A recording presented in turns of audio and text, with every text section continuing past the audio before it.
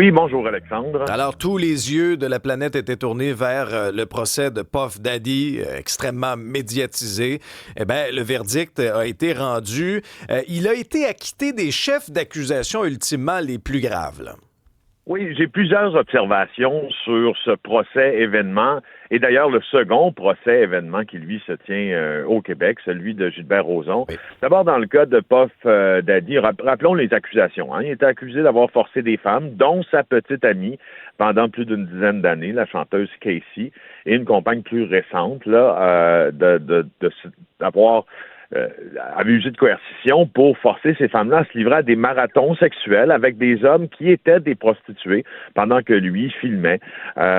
Oui, il prenait plaisir et on appelait ça là, les freak-offs, des marathons sexuels en fait, là, sous fond de réseaux criminels gérés par Puff Daddy lui-même. Il y a eu une plainte en 2023 portée par la chanteuse Casey pour un viol qui remontait à 2018. Il y a eu un règlement à l'amiable dans ça, mais là, les plaintes criminelles ensuite ont commencé. Alors, c'était l'objet, entre autres, du procès qui se tenait à Manhattan. Et là, on voit que ce rappeur qui se sentait intouchable et sa batterie d'avocats qui travaillaient à ses côtés a réussi à convaincre le jury que finalement, les affaires de marathon sexuel et tout ce qui en découle, ben ça relevait beaucoup plus des pratiques sexuelles privées. Par contre, donc ces accusations-là étaient graves. C'était des accusations d'agression sexuelle. Il y avait une accusation qui est liée aussi, si on veut, à notre chef, nous ici, là, de gangstérisme, là, d'avoir fonctionné en réseau pour que ses plus bas instincts soient assouvis. Alors ça n'a pas tenu devant le tribunal. Par contre, il est toujours coupable d'avoir fait circuler, d'avoir transporté, d'avoir inter-État, c'est pour ça que le FBI s'en est mêlé d'ailleurs, donc à travers les États américains, ces prostituées mâles, afin qu'ils se livrent à ces marathons sexuels. Et là, et voici les observations quant à ça. Puff Daddy qui a levé les bras, les yeux au ciel, en salle d'audience, remerciant les jurés, remerciant ses avocats, parce qu'il échappe aux chefs d'accusation les plus graves. Replaçons les choses, là. Selon la preuve qui a été présentée, Sean Combs, alias Puff Daddy, Alexandre, c'est un batteur de femmes. On a vu la séquence vidéo. On a vu la vidéo. On a vu la vidéo. C'est un batteur de femmes qui se sentait intouchable. Cette vidéo dans un hôtel de Los Angeles où il roue de coups sa petite amie, où il la traîne par le manteau. C'est dur à voir. Alors ça, c'est une chose. Alors que ce batteur de femmes se sente bien heureux d'avoir échappé au plus grave des chefs d'accusation, soit. Sauf que les deux chefs d'accusation pour lesquels il fait face pour lesquels il était reconnu coupable plutôt, peuvent entraîner des peines de 10 ans chacun. Alors ça fait 20. Je trouve que Sean Combs, ma foi, est un peu présomptueux dans sa posture, puis regardons la suite des choses, il n'est pas sorti du bois. D'ailleurs, le juge a refusé sa libération. Ça sera fixé un peu plus tard. Puff Daddy, s'il encourt 10 ans, puis si le juge se rend à cette évidence qu'il faut, cette évidence entre guillemets, en tout cas, ou à cette sentence qu'il faut sentencer pour le crime, 10 ans pour chacun, ben il va passer beaucoup de temps derrière les barreaux, même si son équipe juridique espère sa libération. C'est ça qui m'a un peu, je sais pas, avec un certain malaise hier que j'ai regardé ça, parce que je me suis dit, mes coudons, et j'ai dit, ça reste quelqu'un qui vient d'être sentencé pour avoir fait voyager des prostituées d'un État à l'autre. C'est assez grave. Alors qu'une cour d'admirateurs était là pour le soutenir. Il y avait des relents chez moi pour les plus vieux d'entre nous, du procès d'O.J. Simpson dans ça.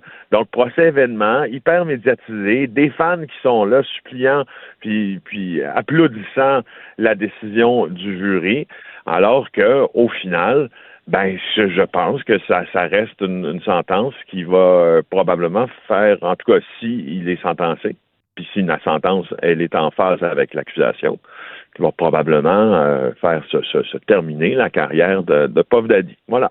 Ouais, mais on avait un peu l'impression qu'il se donnait en spectacle hier, Félix. Là, il s'agenouillait, puis commençait à prier, puis à remercier. Moi aussi, j'ai eu un peu la même réflexion que toi en lien avec ça. Aussi, ces avocats qui sortaient du tribunal, eux, ils ont fait leur travail. Là, ultimement, là, ont réussi à le faire acquitter sur les chefs d'accusation les plus sévères. Mais il va peut-être déchanter lors de la prononcée, effectivement, là, de la peine. Justement, et c'est pour ça que je dis que c'est un procès événement, parce que en salle de cour avec le décorum d'habitude, et puis on n'assiste pas à ces débordements-là. Et là, on les voit comme on les a vus dans le procès de O.J. Simpson, avec un clivage, avec des antagonistes là, très forts entre les partisans du jurateur et ceux des victimes qui étaient à toute fin pratique là, absents. Mais c'est ce que j'en ai retiré. J'ai un petit sentiment de malaise là avec ces procès où les gens lèvent les bras au ciel, puis en disant mais voilà sorti du bois, alors qu'il vient d'être condamné à des accusations, Alexandre, très, très, très, très, très sérieuses. Alors, on dirait que c'est une guerre aussi de l'opinion publique, puis je le conçois, un peu comme dans le procès de Gilbert Rozon, d'ailleurs. Oui, ce qui nous amène à revenir sur la journée d'hier. Là. C'était, contre-interrogatoire de Gilbert Rozon. C'était très, très, très tendu. Hein? Oui, on disait, là, nos journalistes qui étaient là, qui étaient en salle d'audience, Camille Payan, disaient que l'atmosphère là, était tendue. Dans la salle d'audience, bondée, on avait prévu une salle de débordement pour que les nombreux supporters de Gilbert Rozon, des victimes, les gens du public aussi qui voulaient assister au procès puissent y avoir accès parce que la justice est publique. On a le droit d'aller voir un procès. D'ailleurs, je vous le suggère d'aller voir un procès, assister à un procès plutôt dans un palais de justice près de chez vous.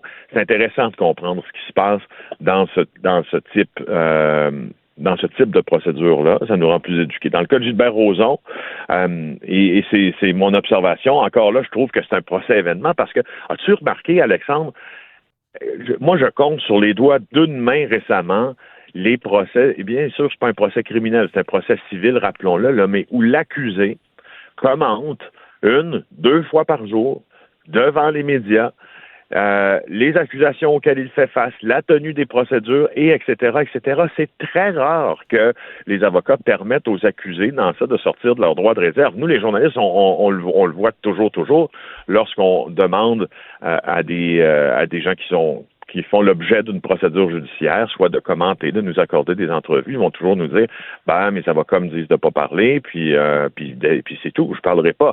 Alors Rozon le fait de plus en plus. Rozon le fait de plus en plus, Félix, surtout depuis aussi l'altercation là, dans les corridors du palais de justice, là, où là, après ça, il avait accordé une longue entrevue, s'était exprimé. C'est peut-être juste une impression, mais on a quasiment l'impression que ça faisait partie de la stratégie, tu sais, on a peut-être un changement de stratégie. Tu as raison, ce qui fait en sorte que moi, ce que je vois dans les déclarations médiatiques, dans la tenue du procès de Gilbert Rozon, je vois 2 procès. J'en vois un qui se déroule devant la salle de cour et j'en vois un autre qui se déroule dans les corridors. Voilà. Alors, et puis c'est rare qu'on voit ça au Québec, là. Le Québec, et puis l'administration de la justice au Québec, c'est pas comme aux États-Unis, là. Et j'en veux à preuve le procès de Sean Combs. Alors là, je trouve qu'il y a des points de similitude, bien que les deux affaires soient complètement différentes. Sur le fond, maintenant, Gilbert Rozon, et c'est ma dernière observation à ce sujet-là, Gilbert Rozon, on dirait qu'il est... D'abord, c'est noir et blanc. Hein? La version des femmes, c'est noir. La version des demanderesses, pourrait-on dire. Et la version de Gilbert Rozon, c'est blanc. Donc, totalement à l'opposé.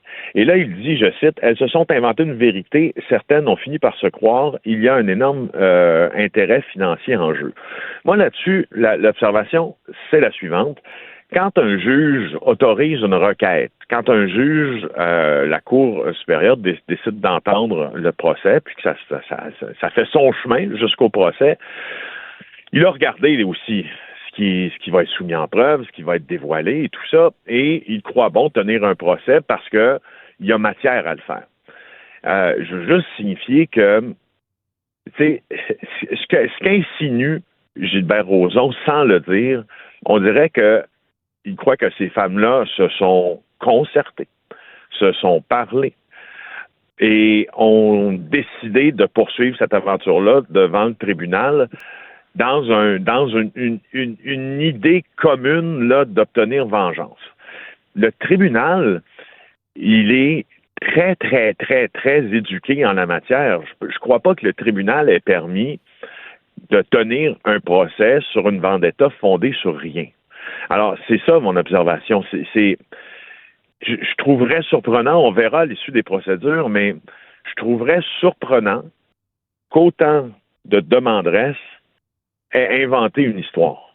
Ça m'apparaît gros de prétendre ça. Et du reste, je comprends aussi la position de M. Roson parce qu'il doit craindre que ces femmes-là aient aussi vu leur témoignage contaminé. Parce que ça, c'est possible que des demanderesses se parlent avant et que leur témoignage se contamine. C'est-à-dire, mais sauf que les avocats sont là aussi pour prévenir ça, même les avocats des demanderesses. Si ça arrive, si leur témoignage devait avoir été contaminé par elles-mêmes, tu vois où je m'en vais dans ça, s'ils devaient s'être concertés avant en disant, toi tu dis ça, moi je dis ça, ben là, ça passera pas le test.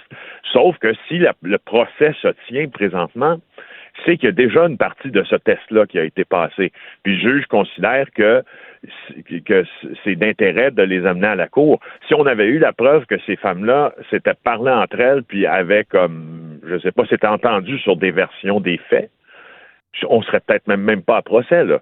Alors, j'ai hâte de voir, c'est entre gros guillemets, fascinant dans une certaine mesure, ce procès qui se déroule devant nous, puis avec l'intérêt médiatique qui lui est accordé, puis avec la façon dont il se tient aussi. Ouais, d'ailleurs, le contre-interrogatoire, ça va se poursuivre la semaine prochaine. Il y aura ensuite la pause estivale et les procédures qui reprendront l'automne prochain. Merci beaucoup, Félix.